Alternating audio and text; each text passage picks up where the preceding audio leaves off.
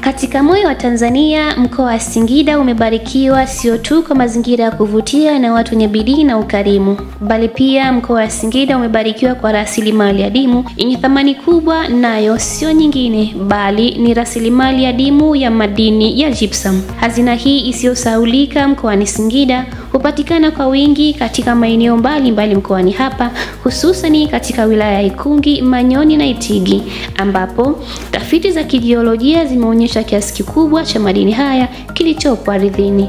Gypsum ni pambo. Hazina hii kubwa ya madini meupe hubadilisha sura ya ujenzi hapa nchini katika sekta ya ujenzi kwa kuongeza uzuri wa nyumba kwa muonekano wa kisasa na wa kifahari, katika utengenezaji wa ceiling board zenye muundo wa kuvutia hadi wall finishes laini kama hariri. Kadhalika katika ujenzi, gypsum huongeza uimara, ni safi, salama na rafiki kwa mazingira. Kwa majina naitwa Rehema kazi la Singida mjini. Nafahamu umuhimu wa gypsum. Gypsum inatumika kwa ajili ya masuala ya ujenzi kwenye nyumba kama decoration. Kwanza inapendezesha nyumba. Kama anaweza akachukua gypsum akaweka kwenye nyumba yake ili nyumba iwe na mvuto. Kwa majina yangu ninaitwa Shedrack Omari.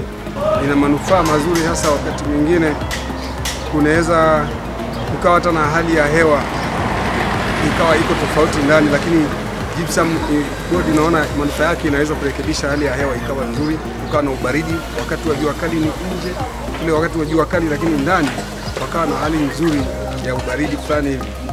Gypsum inasaidia kwenye nyumba pale moto unapowaka.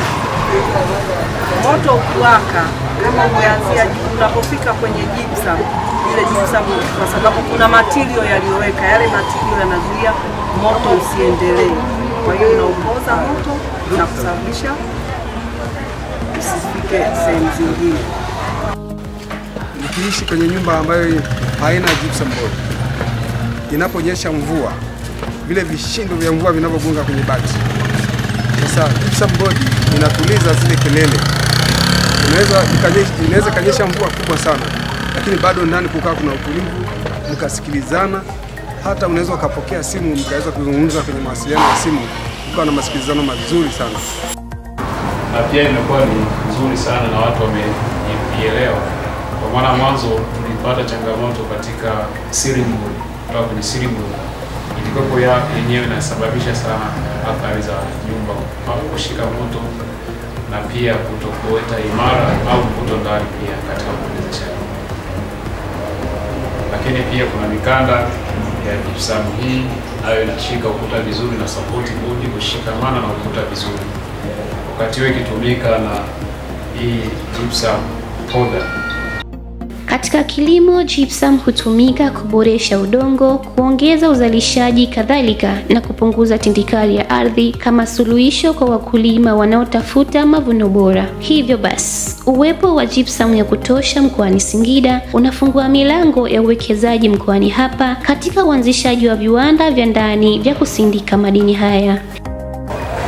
Hizo kweli zimekuwa zina muhimu sana, na pia hata wateja wetu wameshawishika sana kuzitumia, kwa sababu pia ni imara katika nyumba na pia inapendezesha nyumba vizuri.